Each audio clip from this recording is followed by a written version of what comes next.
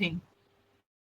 So at this stage, we are going to first going through certain essential concepts which is Uh-huh. required for cybersecurity, and meanwhile we'll do some small activities, some hands-on practice, and depending upon the how we are taking it, I will recommend some study material as well, but in the due course.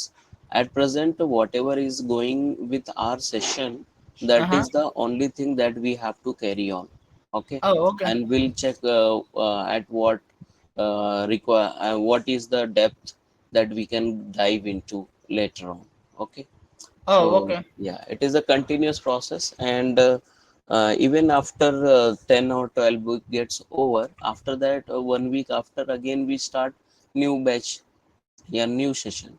So in the same thing again, everyone can again join. So it is a over the year, it is three, almost 3 times this class repeats. Runs. So anytime we can, yeah. Hmm. Okay. Thank you. Okay, so just going forward, today we have Sarnia and you as Devang. So just wanted to have some understanding, but you all can just answer 2 questions so that we can know that how exactly we are going forward. So can you all just share like what is your means education background, and how you have decided to come into this IT field, or trying for this cybersecurity. So just 2 lines for each.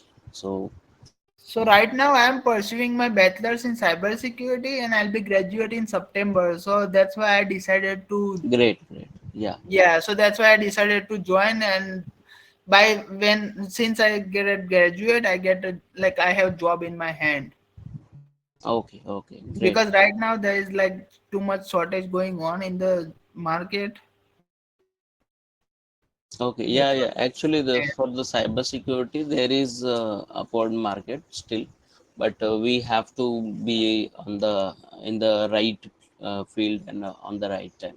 Correct. Yeah, because it has like a training session and this all like it take almost 2 3 months. So before that I be ready, you know. Okay, got it. Very good. Yeah. Yeah, Sarnia, you can.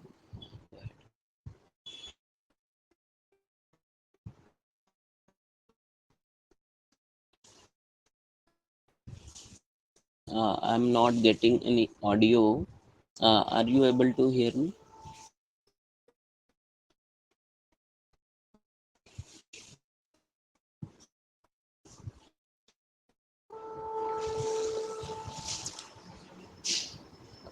Voice is not coming to me. Maybe other participants, if they are hearing. Otherwise, you can. Okay, okay. Please connect with the headset. No problem.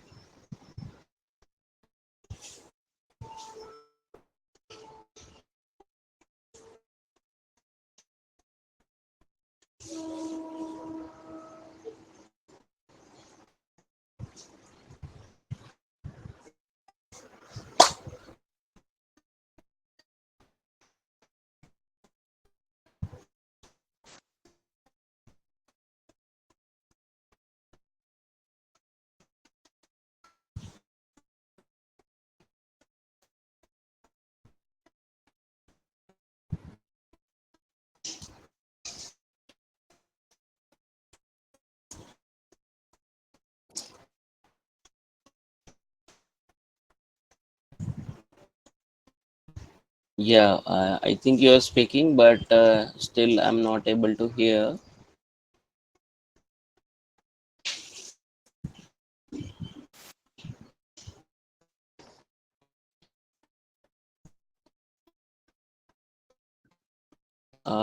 No, voice is not coming. Can you just post in the chat? Like,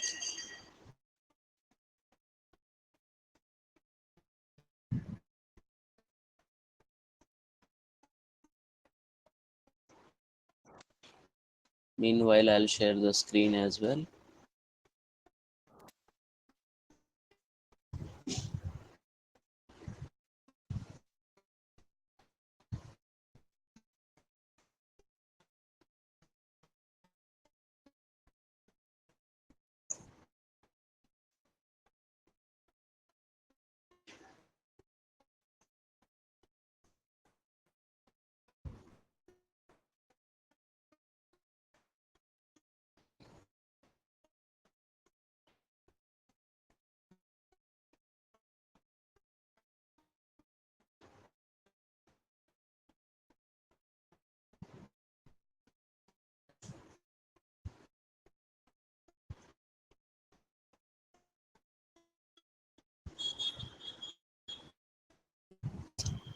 Okay. Meanwhile, you post, I'll just start.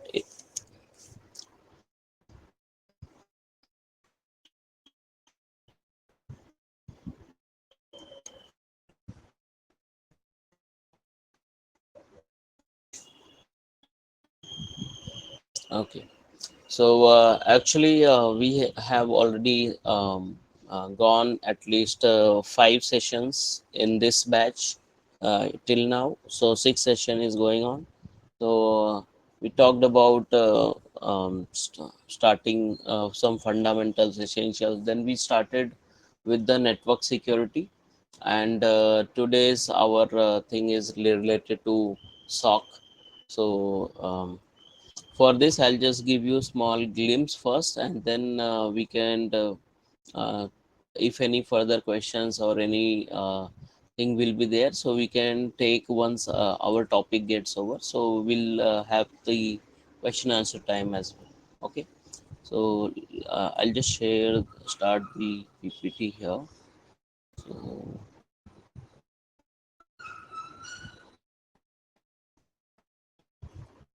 I guess it is visible to you all. Yes, sir.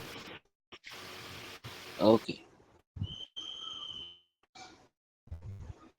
And I think Sarnia, you are like from some previous batch, one or two.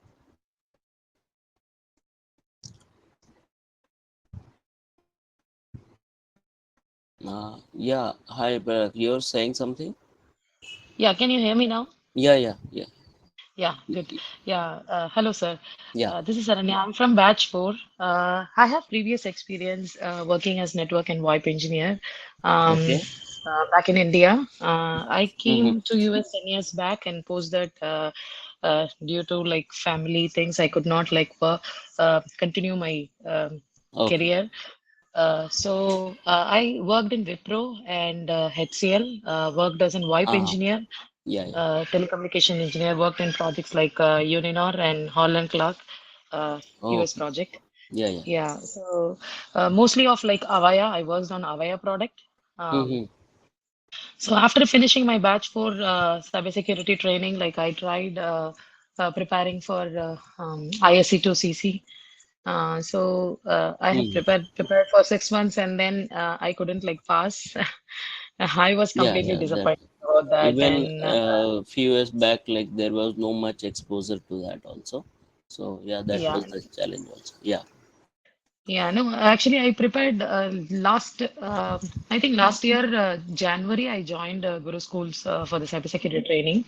So, which Okay. was completed around like March, April, and then from then I started preparing and I gave my exam in October. So I didn't I'm unable to pass. It was like almost in the proficient level, Mm-hmm. near proficiency. Okay. So I thought I completely left it out. My husband moved job and we moved from Iowa to California now. So Oh, here we have wide opportunity. In Midwest, like it was very less opportunity for the telecom and like any networking right. related. So I think like here we have wide opportunity. So I thought like let me resume this and Mm-hmm. refresh, and then go from there. Uh, Definitely. yeah. So as I have a career gap, like I don't know like how the current uh, professional career level is working on. So I know that like California is very like a fire level of work. Yes. Yeah, yeah. My husband works in into it here. He's a software engineer. So Okay. let me like I'm thinking not to like move from like infrastructure to software now and start from the scratch. It will take more time. Mm-hmm. So I felt like let me like continue from networking and then cybersecurity. Okay. So, see, yeah, that was the right move actually. So there are a lot of things which are still in there in the industry as a trending thing. So, but in Mm-hmm. that there is definitely need of a lot of cyber security and security engineers, and it Mm-hmm. is required. And along with that, because now AI has come into the play, so Mm-hmm. because of that, many. other roles are also there which has got automated, but still there will be a need of all the job roles. There is no this only there are Mhm. some up and downs are there for maybe few more months, but still Mhm. there is requirement for the security, because security is a paramount and there is no Mhm. exception to that. So Okay. that may be a better field, you can say, other than software learning, because Yeah. there you need lot of more technologies here also. But here you don't have to code, rather you have to have some analytical thinking and understanding. So that Mhm. will help to understand certain tools, even give the proper assessment of any security aspects which are there, maybe from Mhm. hybrid to physical to purely technical, all those kind. So Okay. cyber is a very huge space, and there are a lot of verticals also. So one can Okay. pursue as per the required vertical. So Okay. that would be that is right. Nice. Okay. Okay. I have So completed CCNA back in, sorry, I have completed CCNA back in 2011. okay, Post great. that, like, yeah, so networking, with networking knowledge, I'm good. Hmm. But to proceed as a network engineer, I don't have any knowledge about much tools except Wireshark and like a little bit like Yeah, tracing. yeah. So Otherwise, networking is also required, correct. So that will help you here actually. It is good for you. okay, okay, okay. Yeah, thank you, sir. We can continue. Yeah. Okay, great. So yeah, right. Palak, you are saying something, or we are good to go. Today's session might be a bit short, but yeah. Yeah, we are actually not able to hear, and this problem is now getting repeated. That is why I have decided to move from this Zoom Meet to Zoom going forward. So tomorrow session onwards, we'll be taking from the Zoom itself, because there is lot of time is getting wasted because of sometime network is not proper or down. Okay.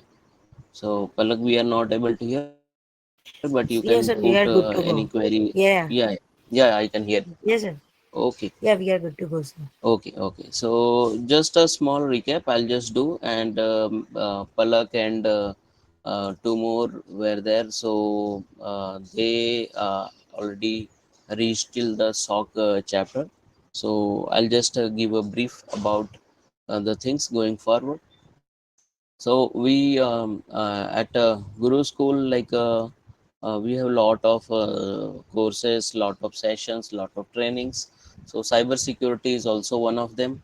And what is more important here in the cybersecurity, that uh, it is part of overall security, and one has to have this fundamental understanding of cyber security, whether they want to go in network security, cloud security, other pen testing, maybe cloud pen testing, red teaming, blue teaming, gray team.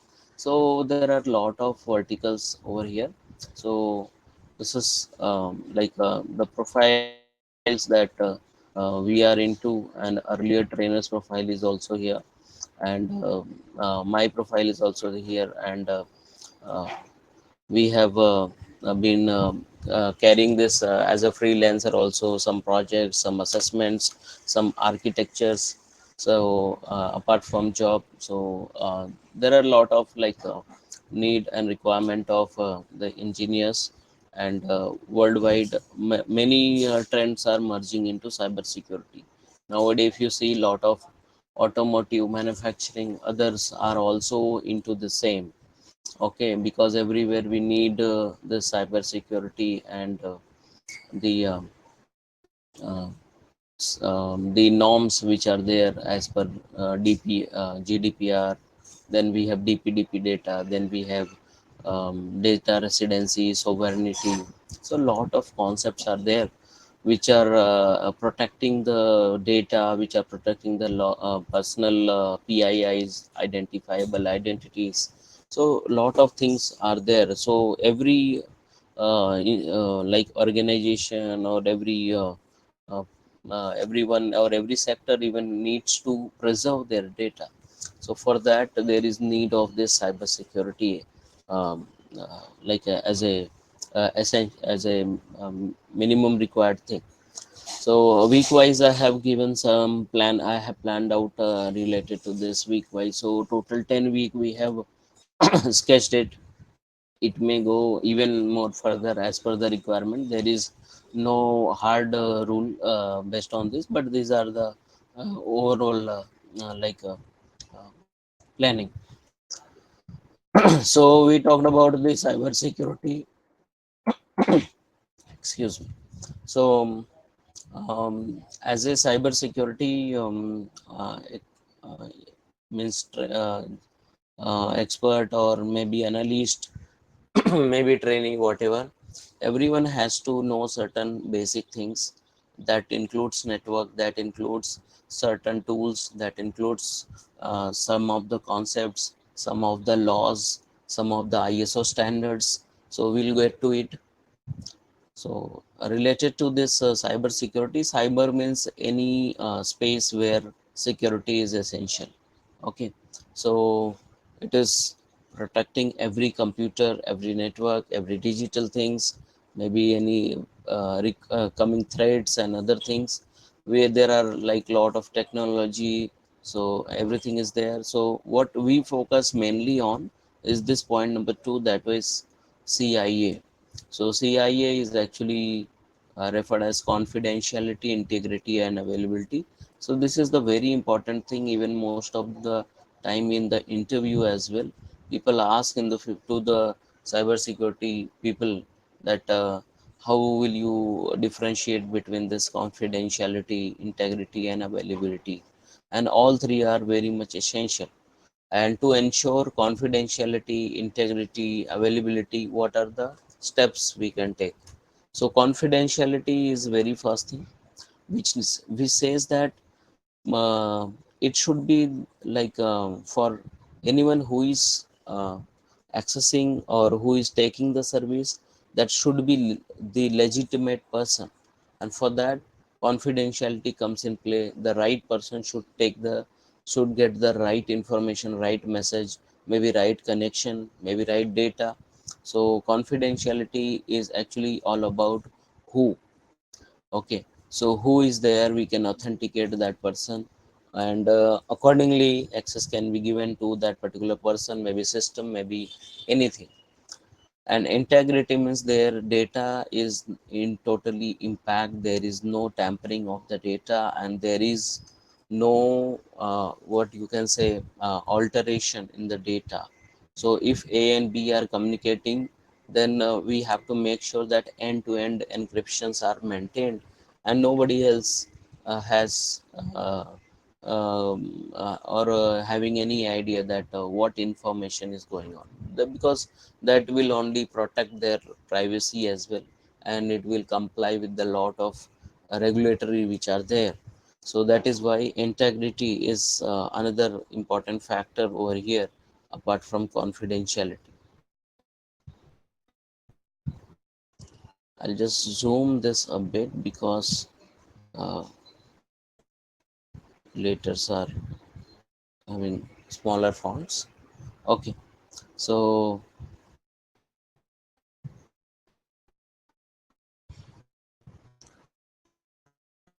so we have this confidential intact availability. Availability is another very important aspect, as we all know that when there is lot of requirement, we may need data at any point of time or at any moment, and because of that, uh, we have to make sure that our data which is present on server, maybe on website, maybe somewhere in the cloud, all that should be available at very single click. And that can happen if we have proper availability plan at the place. Like if I know that my user traffic is going to be thousands minimum, so we have to take at least what could be the peak of it, and at least that much bandwidth has to be supported by your server, and that much has to be the availability. Similarly, there may be some kind of attack, maybe some kind of traffic, maybe DDoS attack, and many things can happen. So one has to have the redundancy in the place. So even availability can be guaranteed via redundancy. Like you take a backup server. So there is one server, then you have a backup server, and then you may have some same infrastructure in some other region in place of cloud. So these are the like various. There are various methodology. There are various technologies which are in place, and they ensure that availability of the data is there, maybe a smaller website to any bigger enterprise. Okay, but how do we ensure the confidentiality? Confidentiality can be ensured with this thing called as encryption.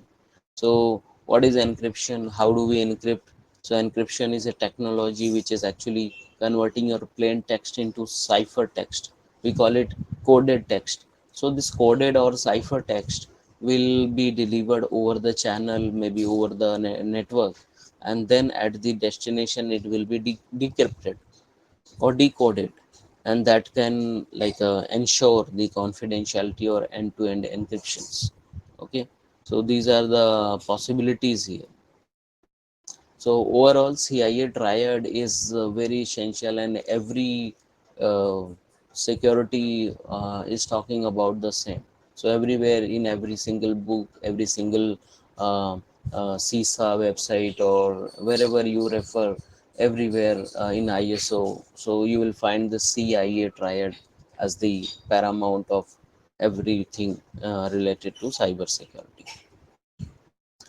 So going forward after encryption, the fourth thing which comes as actually called as cryptography. So it is nothing but a branch of science which is actually generating the codes and ciphers. Like you have already, you may be knowing that Bitcoin and other cryptocurrencies which are there. So they have like proper blockchain implementation, and best part is of that is it is non-traceable and non-hackable. So like cipher text is length is very high, so even at this instant there is no existing computer or any compute power. They are experimental, but there is no commercially or available uh, which can decrypt this. So that is why cryptography branch is ensuring a lot of things. It is ensuring the data transmission, it is ensuring the digital signatures. Based on that, we can trust certain documents, we can trust the transactions, and then next is the confidentiality of the information. Then only we can be sure about whether my data which has been delivered here is right or wrong. Okay, and then fifth one is related to cyber threat and attacks. So there are plenty of threats, plenty of attacks, issues. So there may be insider threat, there may be outside threat. So we'll take this chapter, even this part later on as well, and there we'll discuss all the attacks and threats separately as well. But at this moment, we should know certain things, some names we should be knowing, and we should know how do they work, and what are the issues related to it. These are the minimum things which even in interview or um, in the industry demands, that whether you know what are the latest trends, which are the latest attack, who was the APT group responsible for this, and what kind of phishing is there, and so many things. So these are, there are certain uh, taxonomies or definitions which are there. So I hope all these names you might be knowing, and we have to work around these things, these names, so that we can understand like how do we protect these from these issues, because protection will ensure CIA. That is what is there. So this thing is about threats and attack. Every point, every definition or every terms, whatever we are coming around us, we should be focusing on, and we should be keep uh, a tab on it, maybe learning every day some new kind of attack, some new kind of threat. So make a habit that every day you try to learn one new type of attack or you new type of threats which are there. You get to know how is this happened, who is responsible, and how do they do it. So at least that will give you some visibility about understanding of various threats, various attacks. Mitra is there, CV is there, so a lot of things are there. We'll discuss those also as and when that comes in the play.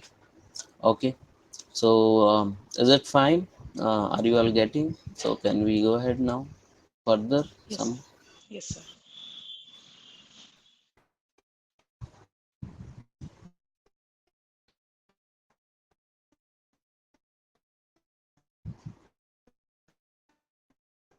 okay. Yes, sir. Okay, so Yes, yeah, sir. we can. Okay, so we can talk about this career roadmap as well. There is a lot of roles which are there as a cybersecurity expert. So there are plenty of things which are there, and accordingly, roles are there, and the one who expertise in particular field of the cybersecurity can take those roles. Okay, so initially you may be getting only scanning of something, maybe just threat hunting, maybe threat intelligence. You just gather the info that which are the vulnerable things to my organization, to the place where I work, and later on then you get more ideas about how to mitigate this, then how to remediate this. So all these get to know we should be knowing, so that will help us. So there are various roles which are here that you can see, and let's talk about the threats further. So threats are having coming from various places, various issues, maybe insider, maybe outsider, maybe rogue software, maybe malicious code. So there are a lot of things. Then you should also know what is the difference between worm and virus, malwares. Then what are the rootkit, rat. So lot of things are there. For that you have to keep on visiting those websites which are official, who declares these threats as in the public and make it official. So I'll provide you those links also so that you can keep referring to it, and then you will be in the same field and the same info. And these are the like way that cyber security can help to be in various places and various things, as an even auditor, even as a pen tester, even as a cyber security architecture, incident responder. There are a lot of investigator, engineer, consultant. So a lot of opportunities are there with the cyber, but it is trending field always, so one has to keep updating themselves. It is actually everywhere in every field wherever you go. So based on the trend, so we have to do this. How to develop a cyber plan, so that we have already discussed. Maybe we'll come to this again later on. Okay, so there are like five best practices which are there, which everyone or every organization must follow to combat the cybersecurity attack, maybe mitigate or reduce the risk surface area. So these are the five things that everyone should do it, and our job is related to this only, that we should know how to do the frequent backup, periodic scanning, and so many things. Secondly, how to use the multi-factor authentication, because just knowing the password will not help. You have to have some authentication means. We'll cover it in the proper session. The next is educate the employees about the cyber attacks, because every day there is something new, so we may not be knowing everything at every time. So we have to take the learnings, whoever whenever we get, maybe from anybody, depending upon the context. Then fourth point is related to encouragement or making it mandatory to use the proper password hygiene, because we should be very careful while making creating the password, because passwords are the very first or foremost thing. So we have to make sure that passwords are means complying the norms. But even about to that, password should be like strong enough, and we should keep rotating the password even at the personal level as well. One has to rotate the password as means as particular as a proper period, or maybe at a particular frequency. So in the enterprise organizations, they have this policy in place, maybe some SOPs there, and that ensures that uh, password must be there as a change policy, and auditor even check whether you change it regularly or not. So these are the things. Last thing is about the using of encryption softwares.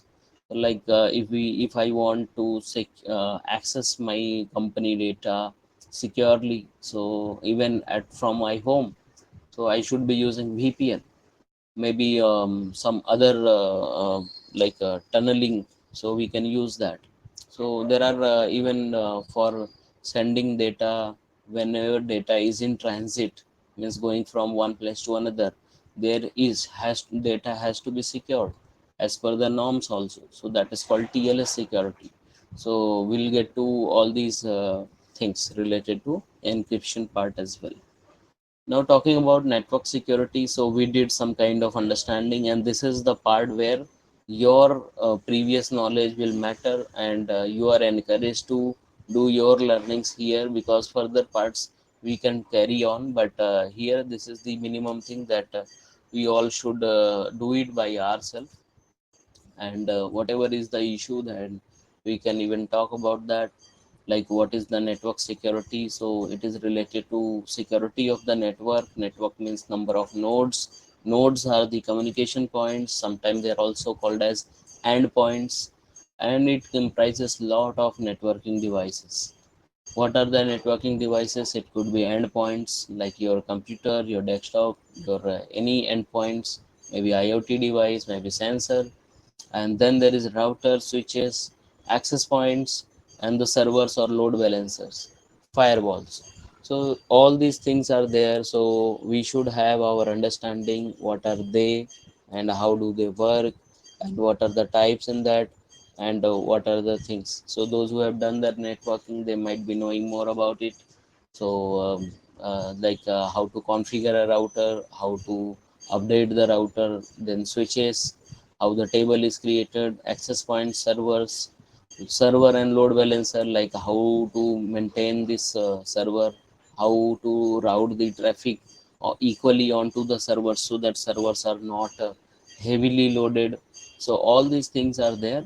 Even as a cyber security, we should know how do they work. Then only we can use certain tool to monitor them, maybe scan them, and maybe find some vulnerability inside that. So for that, these understandings are required. Okay, and we also know that how internet has evolved in today's date. So from right from DARPA to ARPA, and then smartphones, IoTs nowadays, like everything is integrated everywhere. We can take our entire world as in a single LAN as well. And LAN, WAN, MAN are the three basic topologies, segregations, which we used to do in the proper network. But nowadays, every line is diminishing, and everything is considered to be in a single network. So there are these are the evolution times, and after that, everything has gone very uh, significantly. So there is a law that every 5 years or 10 years, things are getting doubled or tripled.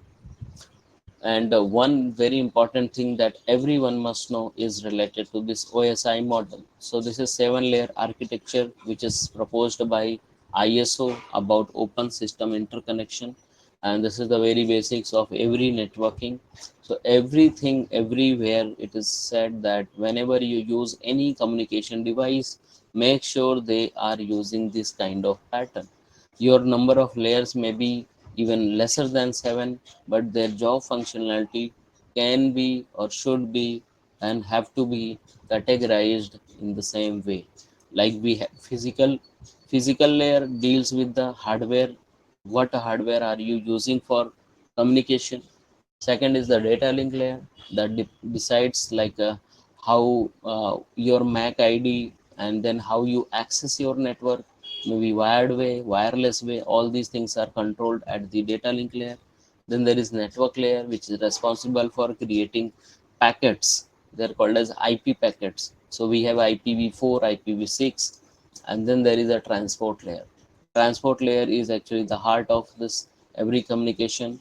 This decides whether you are communicating with the next node securely, maybe connectionless or connection oriented.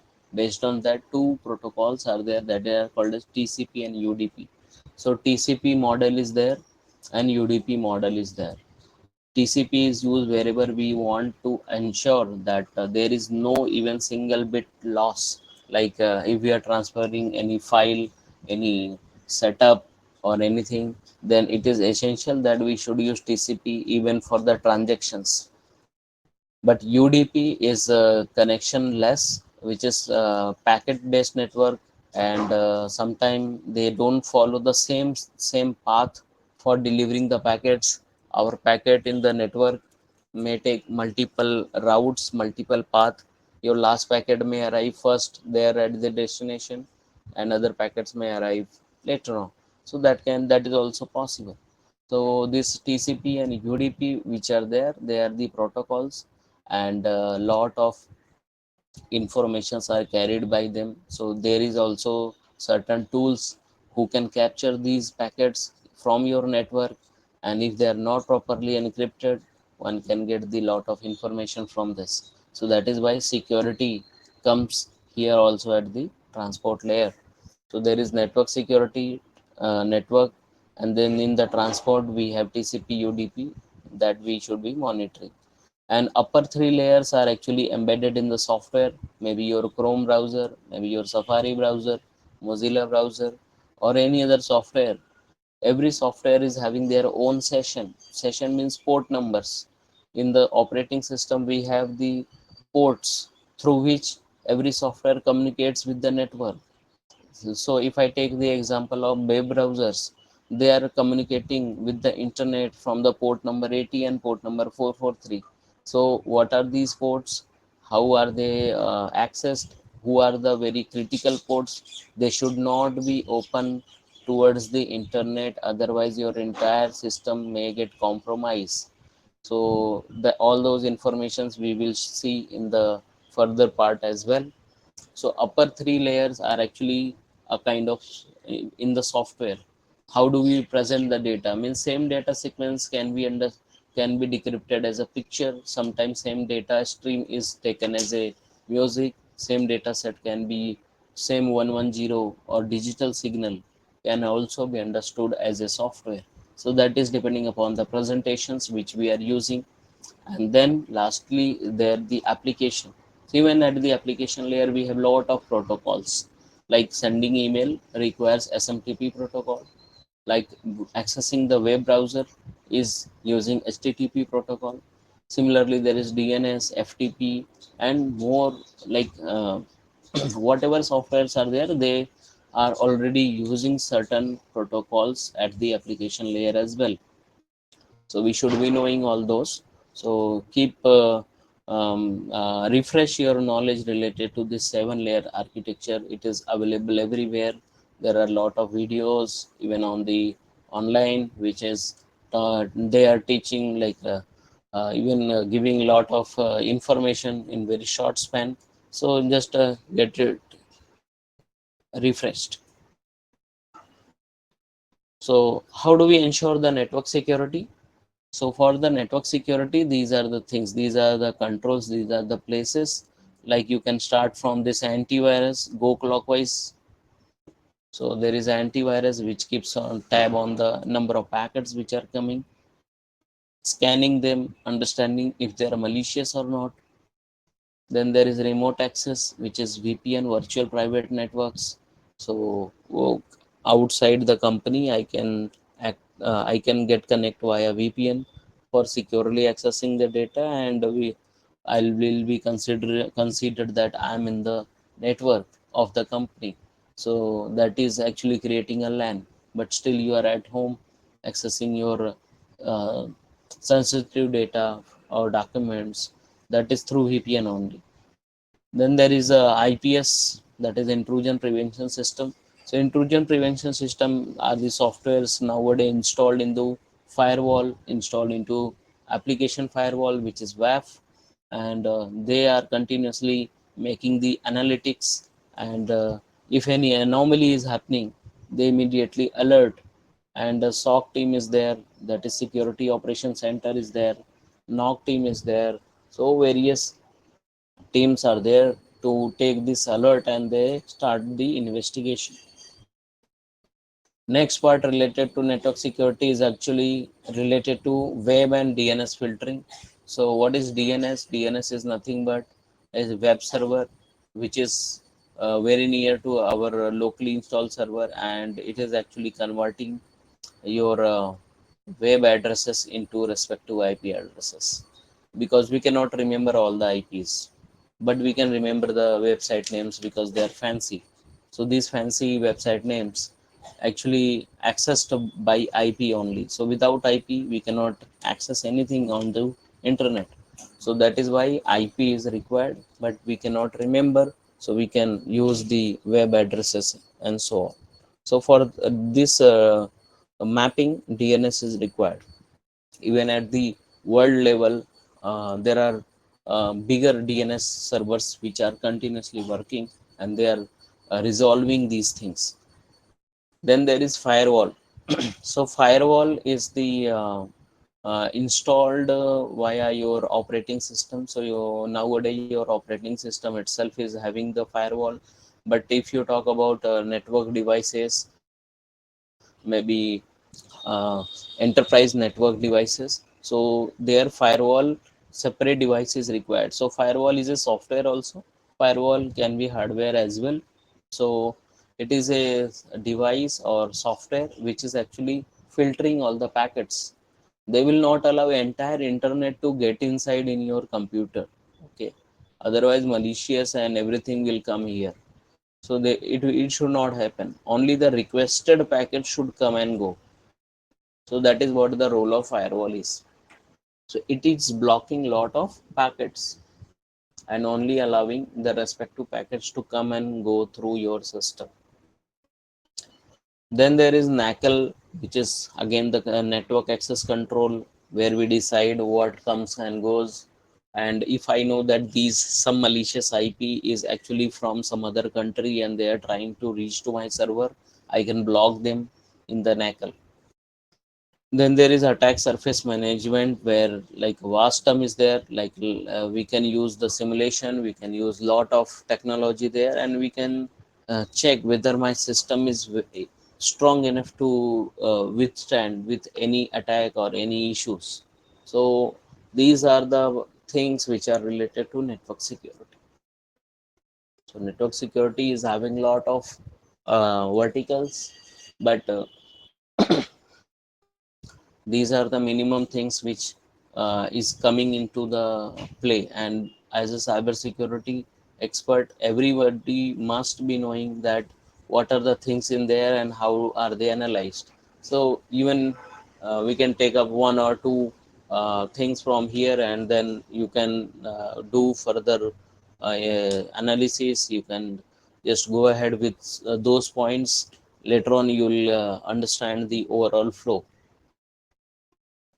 So already said that, and apart from 7 layer architecture, there is 5 layer also. In this 5 layer is called as TCP IP model. This model is actually working in the internet, and how every connection starts or ends between client and server. So this process is called as three-way handshaking. Okay, so many of us are knowing actually from the networking. So though means this is the minimum required thing which are already there as in networking, how client and server is uh, setting up the connection. So they are using three-way handshaking. So like people meet and greet and they handshake. Similarly, we can apply the same analogy to server and client as well. Like how exactly client is sending the sync command, server is responding with the sync, their own sync and acknowledgement to previous sync, and then client send the acknowledgement, yeah, we got. So it is like two people are meeting, they are handshaking and they are saying, hi, how are you? So other person is saying, yeah, I'm fine. Then they are saying, let's start the meeting. So same thing here, client and server is there, and once this connection is established, then further data transfer is happening. Even at the time of connection termination, same thing is there, same thing can be done, right?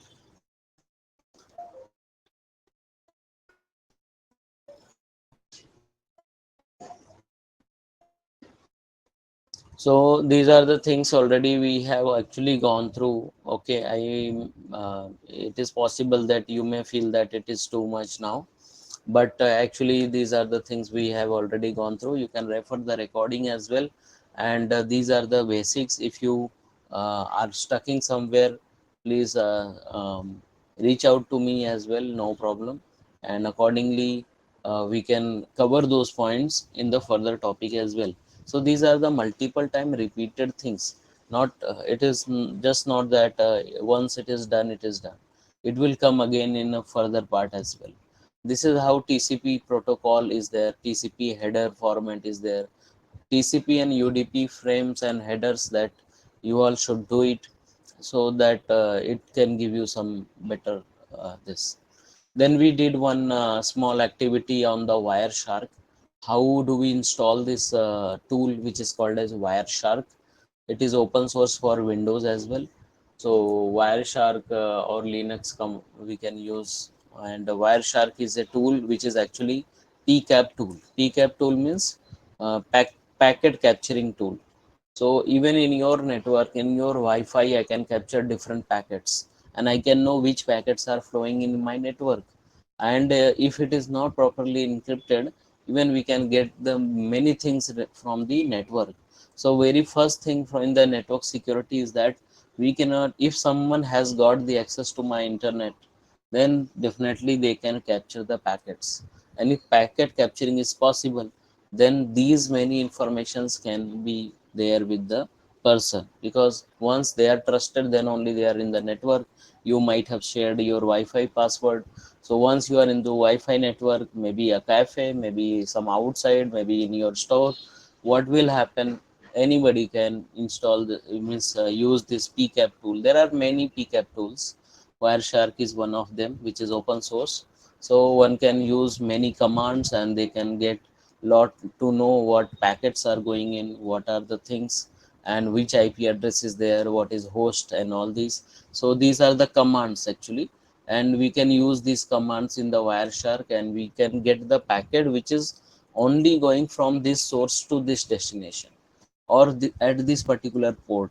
Or we can combine one or two logic together, like I want to know what are the packets from this IP and going to this particular port to and from. So that information can be obtained from your packet capturing device. So as a security analyst, if I want to monitor my network, I should be using some packet capturing tool. So Wireshark is also one of them to use this.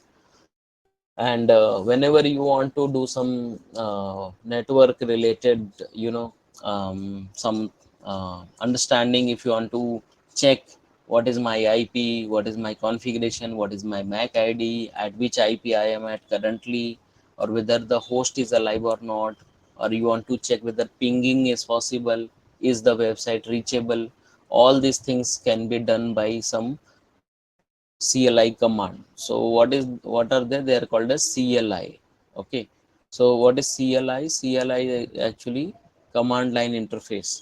So like here I am doing it from GUI, means from desktop mode. But in this at server we have Ubuntu, we have the Linux servers, and they are not having this kind of interface. They are only having blank screen and one cursor is blinking, and whatever you want to do, you just write the command and you can do. Open the directory, close the directory, write something into the file, close it then later.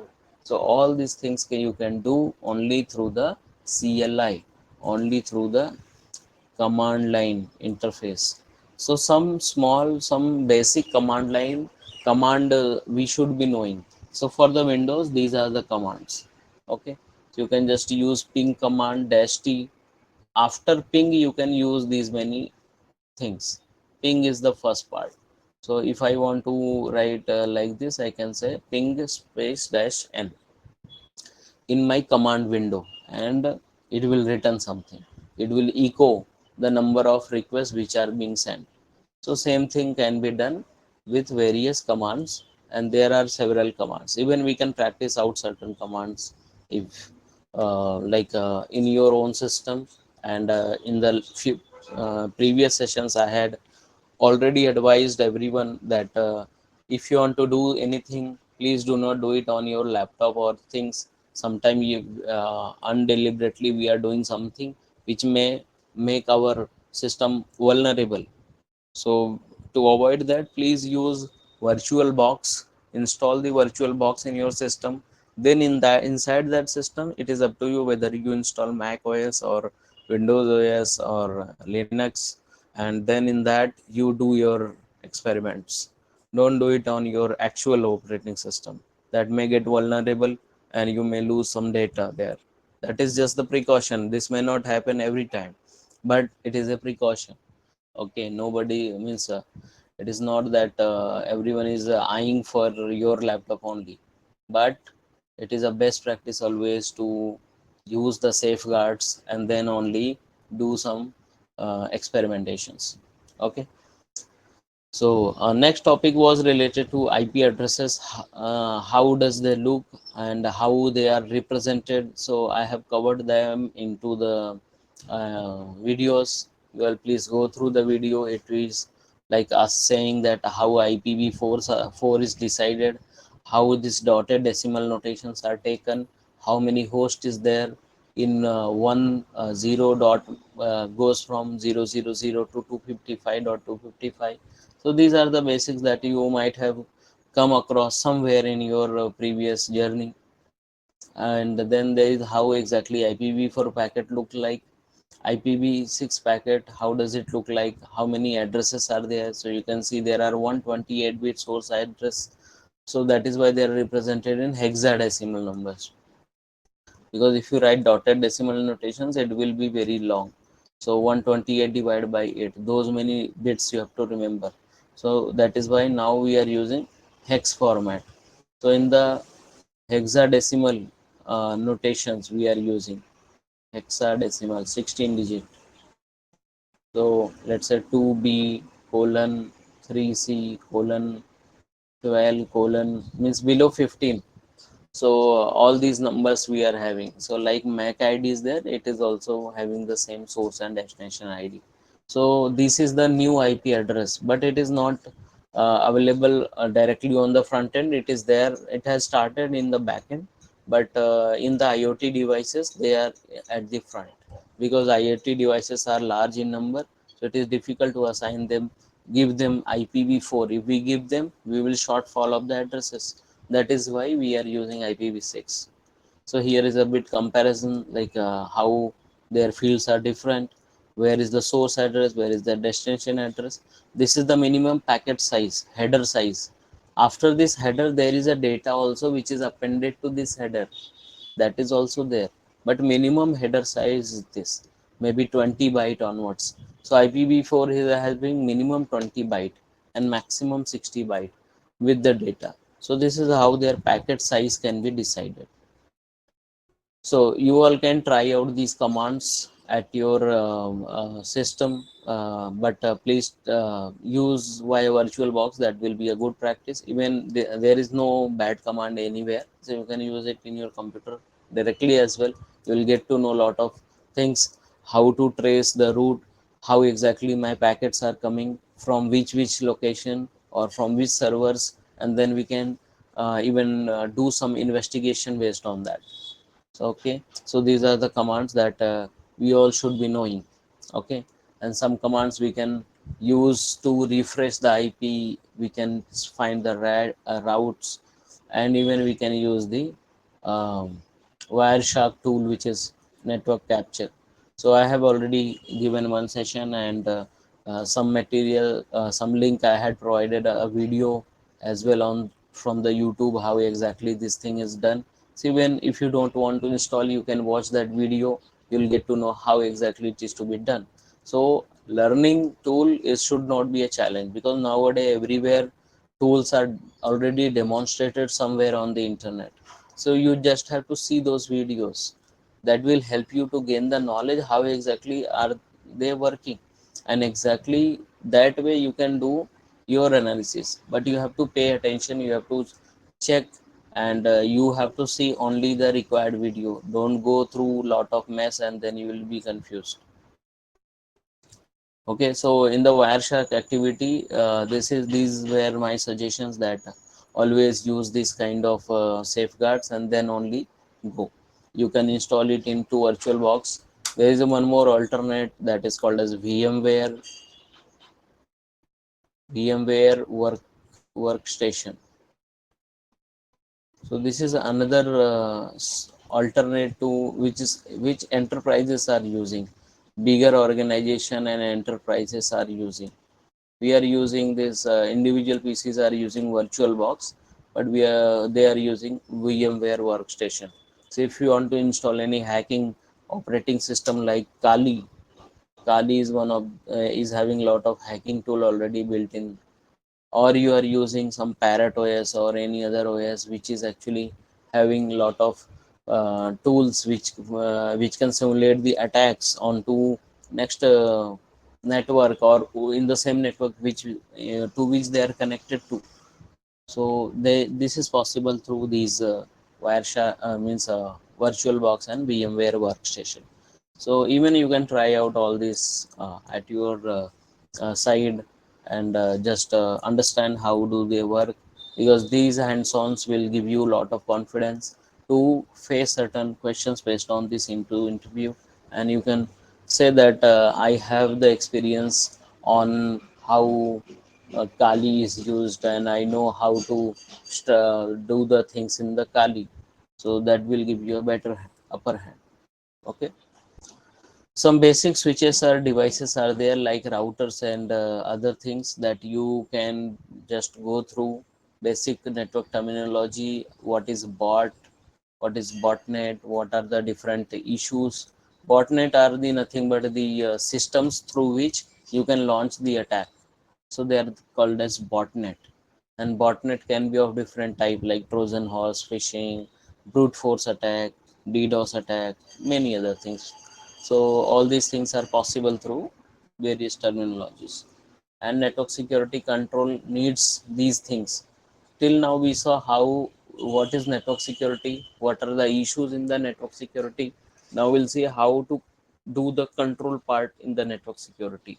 So if you want to secure your network, you have to use these things. Okay, so you may be using firewall properly, then some IDS, that is detection software, which sends or analyzes that how exactly intrusion is there. Is there any entry which is coming, which is malicious, which is actually changing the pattern? This is not requested, like that. And then honeypots. Honeypots are nothing but the chest with the malwares, or box with a lot of malwares. Sometimes we lure the people via honeypot. Means you send them something, and once they are using these, then they are stuck, and their computer may get infected. So like We should know how to segregate between good and bad traffic, so that is through firewall only. So in the firewall we have to create a lot of rules, and lot of players are there already in the market, and they are very famous, like Cisco, Palo Alto, Juniper, F5, checkpoints. So various firewalls are already there, and these companies are already there into the enterprises, or commercially they are available. Okay, so this is the one hardcore network which is having internet, and then there are different IDCs, their data centers are there, and they are connected via routers. So all these blue things are there, they are the routers. Second layer, there are the switches. So these are the symbols. We should know which is called as what. Okay, just for network security purpose. And then how the flow of router is there, how do we keep our applications.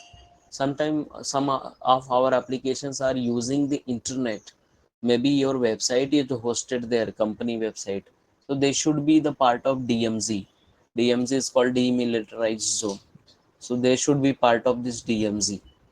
But some applications are there which does not need any internet, but still you have to use you are keeping them on the server, but make sure there is no direct internet connectivity, otherwise attack can happen, and your data may be at risk.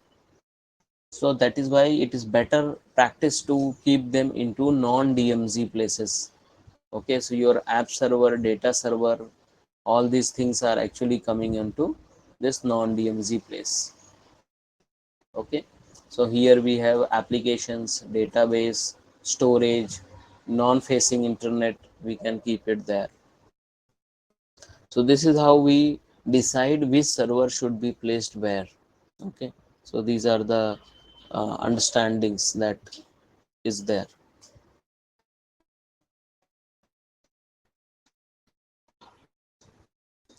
So I know, like, I'm revising it very fast, but all these things are also covered, and we will again see them into further topics as well.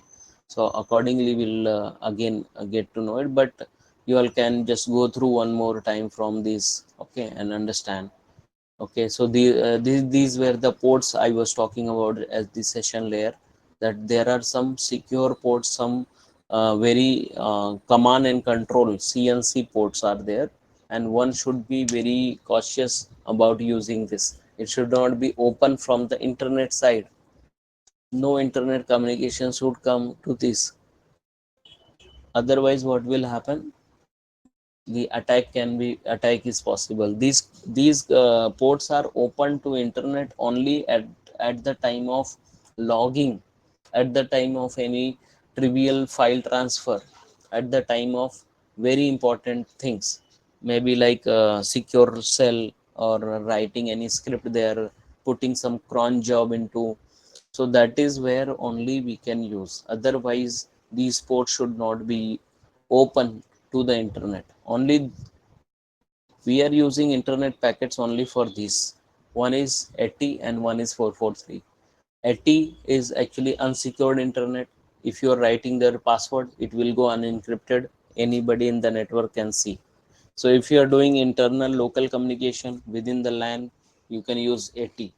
But if you are using internet proper, you are accessing it from some websites, so then we have to use HTTPS only. So by default everywhere HTTPS is in place, but sometimes phishing attack is there. They are deliberately keeping the facebook.com but without HTTPS. So there you have to be very alert, and you should know that these are the malicious, and we should not use this to put our password or username, otherwise they can be leaked. So these are the things related to CNC port. We'll discuss them again.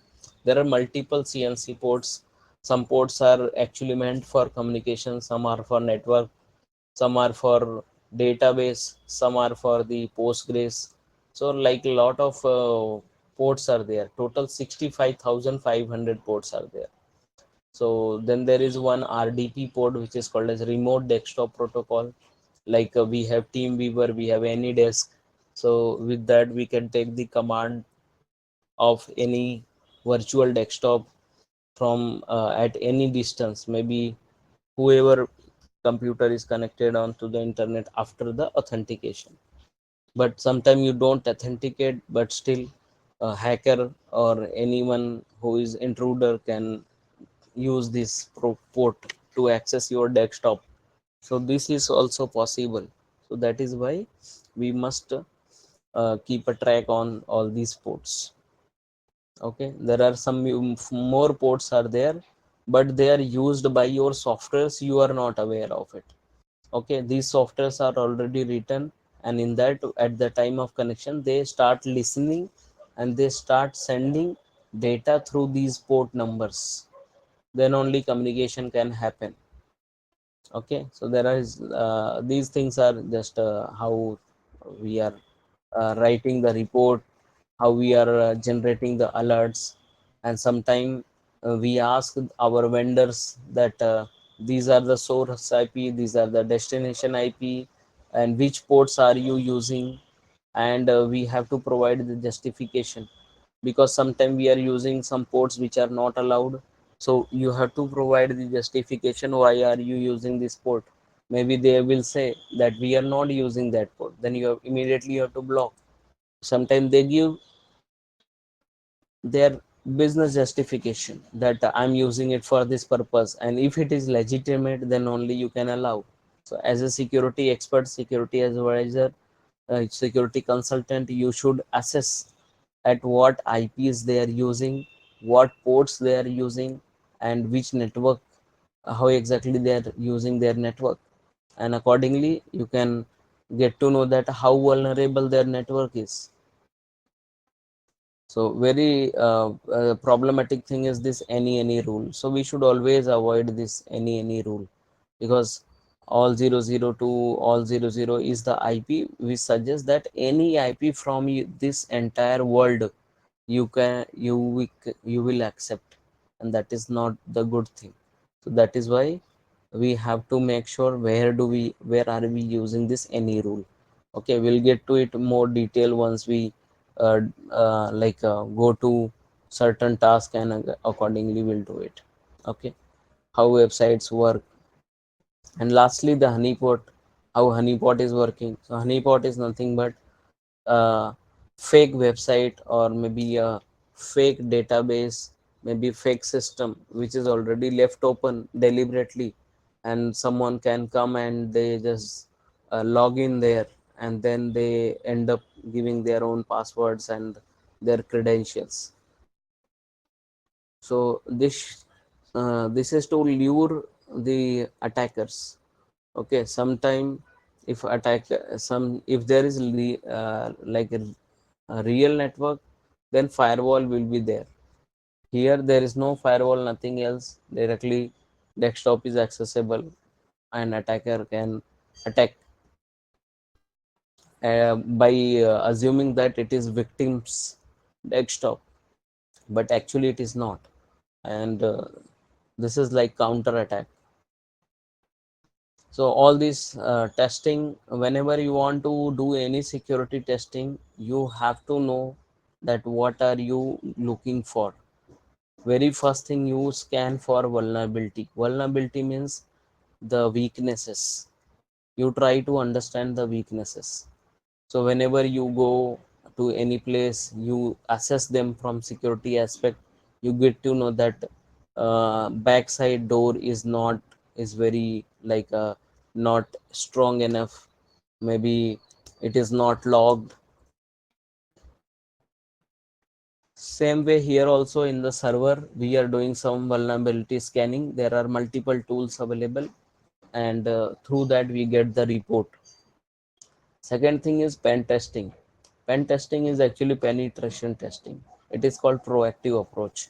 So in pen testing, what do? We deliberately try to break our own system, and we'll see whether it is possible to get inside the system by doing some manipulation or not. If it is possible, then we will close, we will try to remediate that. That is what is the use of pen testing is. So it is also very important field, very like every application now, there is a rule that every application, every web application, mobile application, database, or anything, if it is going online, so suppose you are using any application, so it should be their pen testing report should be present. This is the requirement now. And lastly, there is the security auditing. So security auditing is done by a lot of ways. There are a lot of standards. Based on them, lot of companies are doing, some else companies auditing, and they are covering their security auditing, and they are understanding, making the reports, that whether it is some reports are showing how much is the security score out of 100, how much is the percentage that your system is vulnerable. Let's say my vulnerability score is 20%, so that is good. If your vulnerability score is 80%, that is bad, because they are more prone to attack, and intrusion is possible, and ideally it should be zero. So that is least likely, because whenever we do something, there is some kind of, because we use some system, we use some softwares, they may have their own vulnerability. We have to keep on remediating them, patching them, mitigating them, avoid using the best practices to stop them, reduce our attack surface. So these are the things related to. Okay, so that's all for today's session, but I'll just show one demonstration if you are okay with. Okay, just to understand how exactly public key and private keys are working. If it is fine, then that's all right, and then we can proceed to our further topic tomorrow onwards. Okay, and few things, if you are not understanding, no problem, there are 100 things. I'll say 100 of things, then only you will get 10 things. And my actual goal was 10 things only. So that is it. That is related to it. So, is there any question or anything you want to ask? And if you are okay, I can take 5 more minutes, and then I can show you some demonstration, hands on something, just to make you understand about it. Yes, sir, you can do that. Okay. Yeah, sure. Please proceed. Yeah. Okay, so is there any questions related to this? See, whatever is there, you have to just start just referring it.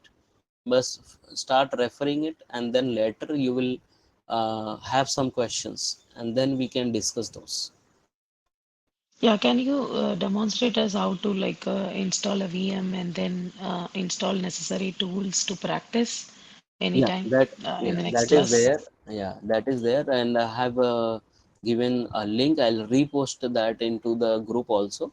Okay. In the video, it is shown very fast forward way, so you can easily Mhm. get to know what exactly has to be done. Okay, Okay. so And actually, you have to install first of all VirtualBox. okay. So there is Oracle's VirtualBox. If you open this Mhm. VirtualBox, so whatever you want to do, try to do it. So I have installed one Kali Linux in my system. Okay, Mm-hmm. and I can just I have to download this. Okay, from the reputed Yes. website. I have already provided that link as well. So Mm-hmm. you we can use it here, and then we can put, say, just say start. So virtually inside my computer, it will make the new resource for the new computer, and then it will install this, boot this software.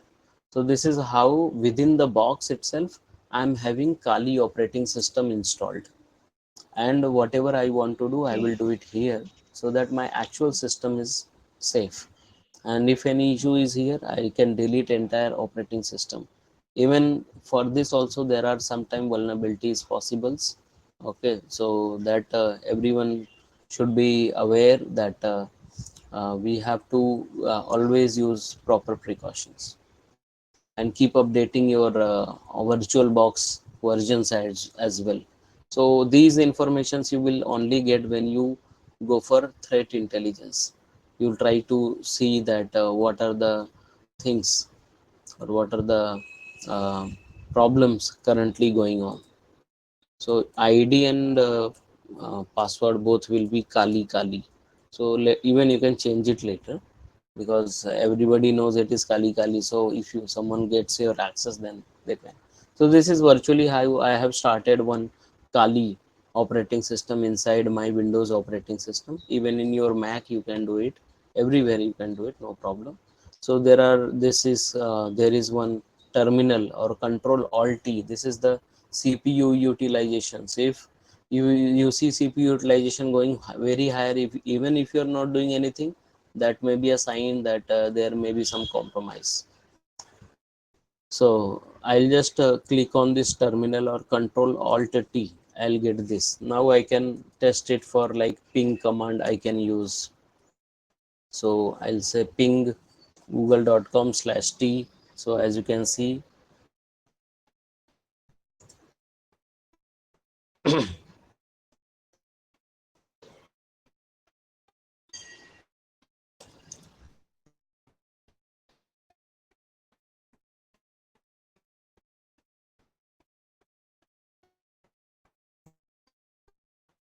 okay, it is not coming completely. Google.com dash t means it will show you for particular time, and maybe IP address maybe 8.8.8. So if you use this, you can see 64 byte of data is coming. You can see the time delay. Time delay is of 4 millisecond, 5 millisecond. If it is 20, 50 more than 10, it means your network is heavy or delayed. And TTL means what? Time to leave. So every packet is having time to leave as 255, but actual internet packet will be different. So this is only these many hops it can survive. After that, router kills those or filters those packets actually. Just press Control Z or Control C, you will end that loop, and then you can type exit. You can come out of this. Okay, so you can terminate the terminal. This is actually GUI, that is graphic user interface as in desktop, but at the servers you are having only this screen, cursors only. So that is why it is recommended everybody should know the basic commands of CLIs. Okay, so I think that is all, and Thank you. we'll just you even you can shut down from here, or you can shut down directly from the machine Okay. here machine. Okay, so if I have done the shutdown, so it is now closed. Even I can install multiple operating system here, and which one I want I can just start, so that I can do. Okay. And one another question is, sir, Hmm. apart from Wireshark, what other tools we have for monitoring? We have Cola soft packet builders. Okay, then we Okay. have Cisco's one packet builder, Cisco packet builder. Then we have Cisco's one software.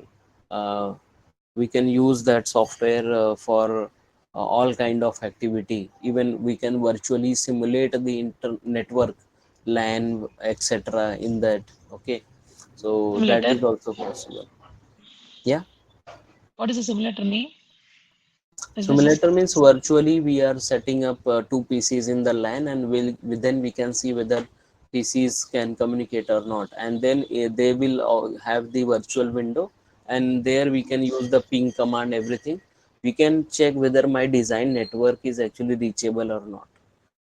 yeah, what is the simulator tool name that we Uh, could try? did not get come again. What is the simulator tool name? Do we Yeah, have the that tool is a name? Cisco Builder, packet tracer actually. tracer. Okay, packet tracer. Yeah, Yeah, yeah, I have used that. Yeah. yeah, Cisco packet What tracer. other two tools you There is told me? student version, so that is free. Otherwise, there is another also. Okay, I have used that, but Mhm. apart from that, you told two other tools. Wireshark is the Um, best tool you can use. okay, Yeah. okay, Apart from that, there is one NS, that is called Network Simulator. NS 2.0, 3.0 is the latest one, but okay. that you should use into Linux. But for Windows, you have to use it through some software called as GNS3. GNS3. Okay, I have Yeah. used that So too. Yeah, yeah. So yeah. Okay. GNS3 is there, and networks NetSim is the one more open source. Is I think also there. Network simulator is at the highest level. So there is core networking people are doing there. Even they can design other 5G networks and all. So that is possible. Okay. Otherwise, you Okay. can use Cisco Packet Tracer and Wireshark. That much is enough. Okay. Okay. So those are tracing tools, and this is a simulator. Cisco Packet Yes. Tracer is a simulator, but Yes. Wireshark is a tracing tool, right? Now Wireshark is Like packet. Cola Soft is and Wireshark both are packet capturing tool. packet capturing tool. Okay. Yeah, Just in the Cisco Packet Tracer also you can do packet capturing, but it is also allowing simulation, means making the virtual network there. Cisco Packet Tracer. Yeah. Okay. Thank you. Thank you, sir. Okay, so I'll just see if I have that. Sir, I have one more question. Yeah, yeah. Can you provide me the previous classes link so where I can go through from all like whichever you teach before? Okay, yeah, yeah, definitely it is available for every student. Actually, I had given to the HR Sweetie ma'am also. They will make the YouTube link and provide you. But for everybody's access, I have already uploaded them into my Google Drive, and I have shared that link earlier. So I'll just repost that link so you can see all the videos there. Okay. Meanwhile, you can just watch those videos, maybe just fast forwardly go and just see what are the things covered there, right? Yeah, because this is today is my first day and some things are going up from my head, so that's why. Yeah, yeah, totally agree with this, and I can understand, no issues in that. I just wanted to use the recap. Okay, that is what was there. Otherwise, Yeah. no. Yeah.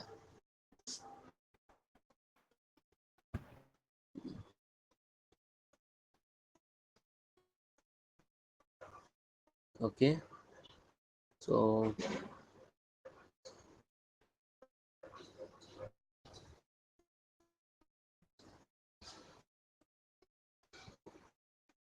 just a minute. I'll just see whether I can show you the demo.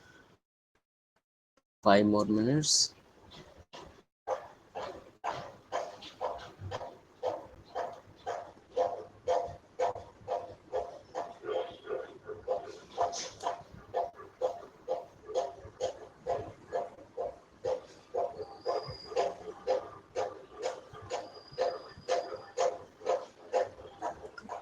Okay.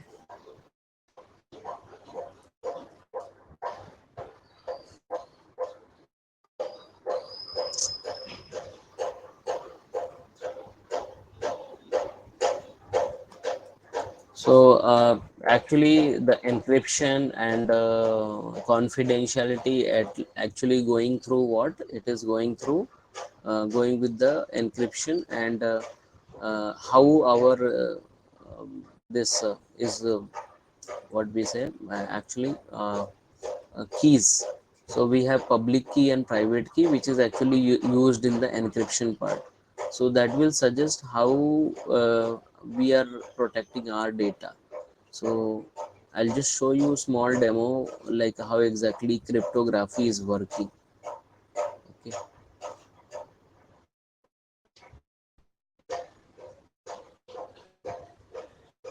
So the link is opened. I'll just copy that link. Okay, and share it in the screen.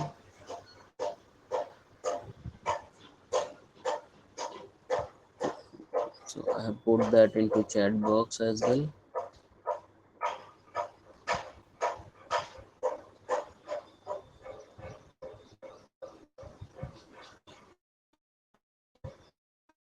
Okay, can you see this web browser? I have opened one online RSA encryption decryption generating tool. Yeah.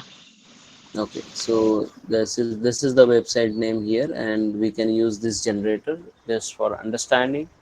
So as you can see, it is written HTTPS. So it means it is at port 443. It is secured one. Secure. If you Yeah. click in there, it is saying that connection is secured. If you want to know further, you just click in there. You'll say connection is secure, certificate is valid. So just click Mhm. on certificate valid.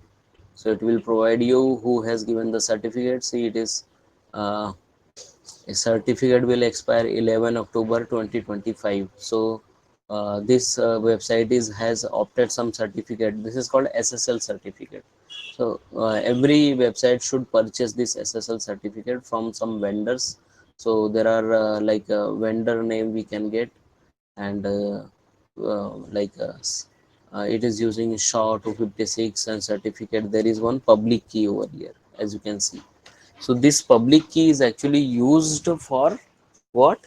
It is used for decrypting the data which has been delivered to your browser, and then only it is showing at your this tab of the browser or desktop.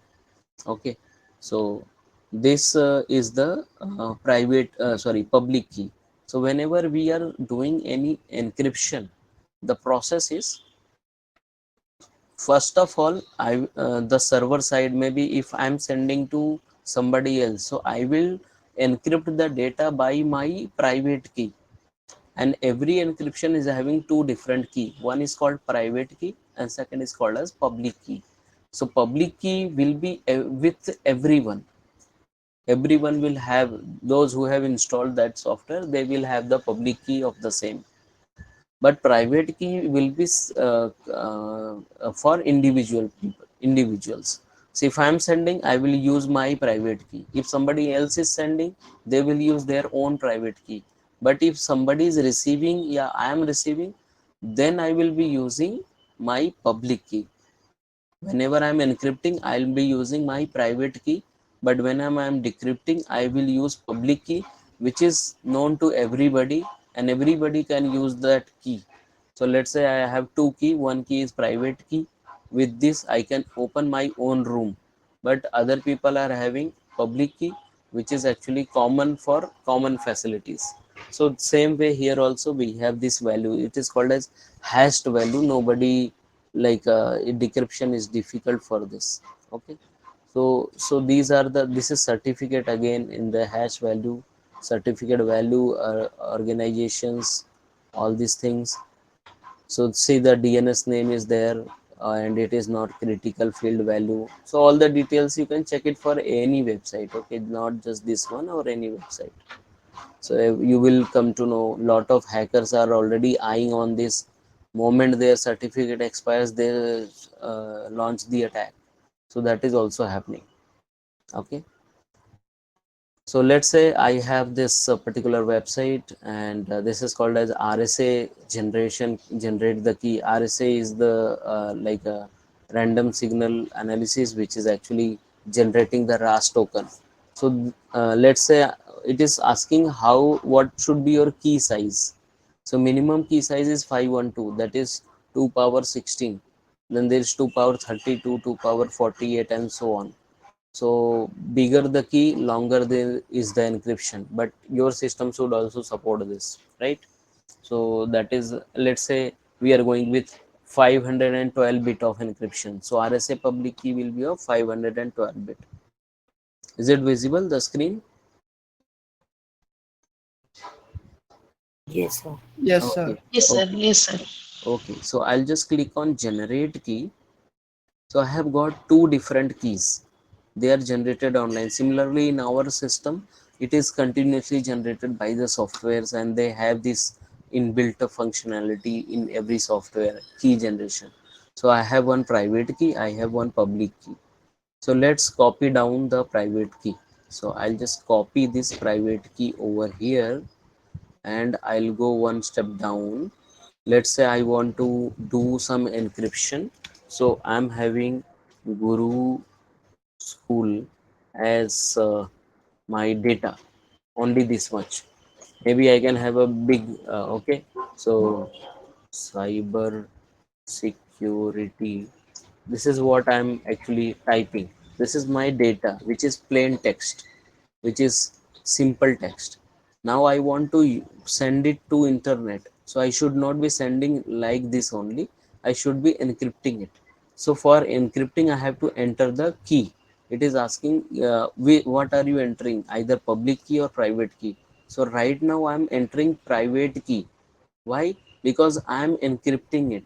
Whenever someone is encrypting, they are using their own private key, and when they are decrypting, then they are using public key. So it is saying which type of cipher are you using. So let's say I'm using default cipher. There are some modified versions as well, but let's get to default only. And it is asking which type of key you have. So let's say I'm saying I'm using private key because I'm trying to do encryption. So this is my data, and this is the key.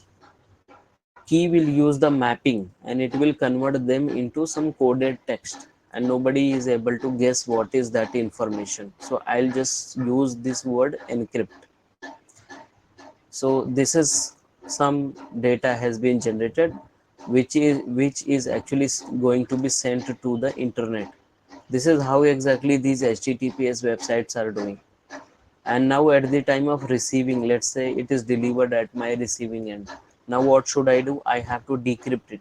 So how will I decrypt it? I'll just paste it over here, right?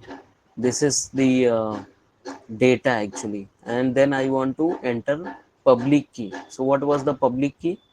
On the upside we had already generated public key. This will be generated by that software every time. Everybody knows their public key. Okay, so I'll just use public key here. I'll just paste it over here. And now if I say that this was my public key, it will decrypt it. This is the data, this is the key. And what will be the my decrypted value? Let's see. I have got Guru School Cybersecurity as my original message. So this was transferred via internet, and I have used public key, and now I have got the original text over here. Let's say somebody tampers it. So let's say here I'm taking out this capital P and I'm writing, let's say, capital M or small m, whatever it is. I have altered, I have tampered this data. Now what will happen? Will I get the same decryption? I'm using the public key. Because of this, integrity is maintained. I have already told you CIA is to be maintained. So if I do this again, it is saying padding error in verification. So there is error. That means this data is not correct, and that is exactly what we are avoiding as a man in the middle attack. So whenever any data is sent, if somebody tampers it, let's say this was to be transferred, but here tampering, this has got tampered, then here I'll be using this as decryption. By the public key I will get the error. And the thing which I has changed was this, let's say capital F to capital P. So if I do this again, so if I provide the right cipher text with the right public key, I'll get, then only I get my decrypted data. Same way you may find lot of other tools which are for HTML encoder, decoder, then JWT, which is for token based, that you can use. Then even DES encryption. AES is advanced encryption system. So that is what we are actually using.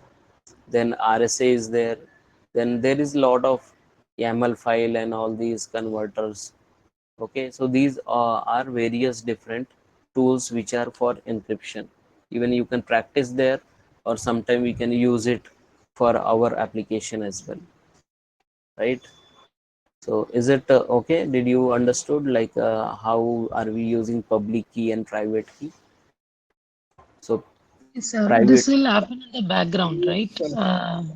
This is how it will happen in the background. yeah, this If happens every I'm, time in the background whenever you send and fetch any data from internet, from this connection secured thing. So same thing okay, is actually happening. Okay, connection is okay, secure means my passwords and everything is encrypted. By default there is no encryption. Okay, if this sign shows, that means it is not secure and dangerous, and then you hmm, should not put your personal data there or sensitive data there, otherwise it may get compromised. Okay. Okay. So the key size you have entered there. Once you select the key size, it will automatically pop up the Yeah, public yeah. and So private. it is saying Yeah. that how much length of key you are want. So if you use bigger length, you will get this bigger thing. But it will add it to the cost also, because these certificates are not free. This is for Hmm. demonstration purpose, that is okay. But if you are using, you have to purchase these certificates. So for Hmm. that time, because this is done by backend by third party like Okay. GA, Global Sign. Okay, so some are there, like if I say Global Sign.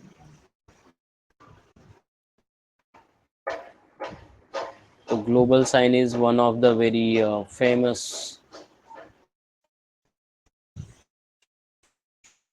SSL or TLS certificate provider.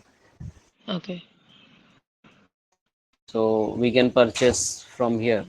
So I, that will give this HTTPS sign here, mhm. and then we can say our connection is secured, and we can do uh, whatever enterprise goals or objectives are there. Okay, so Okay. these are the things. Okay.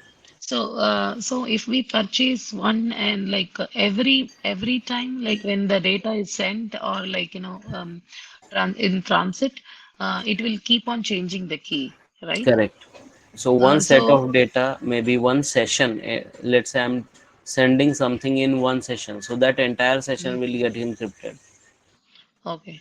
So will the bit changes like if we purchase like 512 bits, it will be always 512 bits, right? uh, what did you say? I did not get, sorry. No, if the length, if we purchase a length of 512 bits, and it will always be 512 bits. Right, It right. it never changes the bits, right? Yes, yes. So whenever we are using industry standards, no, that time they are Mhm. already providing the latest one as per the technology. So Okay. currently, as per industry, there is not less than 1000. It's 1024. Oh, 1024. Okay. Yeah. Okay. Got So it. this is how these public and private keys are there. So we will use it later also. In the couple of further parts also will do it. The ultimate So goal is this, to understand. Yeah. okay, this is encryption or like cryptography. Yeah, it is encryption and decrypting by using this public and private key. Now, how to generate public and private key? They have used RSA method. There is AES Oh, method. There is DES yeah. method. So there are different Okay. methods. Okay. So Then okay, what later is we'll see hashing also. That is okay? integrity purpose. Okay. So whatever you showed us is that encryption only, not Right. cryptography, right? No, no, it is only for encryption. Cryptography is a science which can generate, which shows how to use the encryption and how to use the hashing. Everything Okay. that Okay. comes under cryptography. Okay. Okay. Thank you. Okay. Okay, so today's session will conclude, and tomorrow we'll catch up. I'll post some timing bit earlier, maybe 1 hour before, like 10 p.m. EST to 9 p.m. EST. Is it fine for you all? Yeah, that Yeah, that's works. fine from my side. Yes, Hello. sir. Okay. Okay, then. See you then. I'll just post other things onto the group, and you all please keep the track. And whenever you want, we can discuss certain things, even previous things, no problem. But keep learning. That is what our goal is. Okay. So is this the same Okay. group? Do we have a separate group for this batch? Yeah, yeah. Same group. Cybersecurity has only one group where everybody is Okay. there, new and old, Okay. every student. Okay. Okay. Thank you, sir. Okay. Yeah. Yeah, Thank you so much. you all can drop whoever. That's all.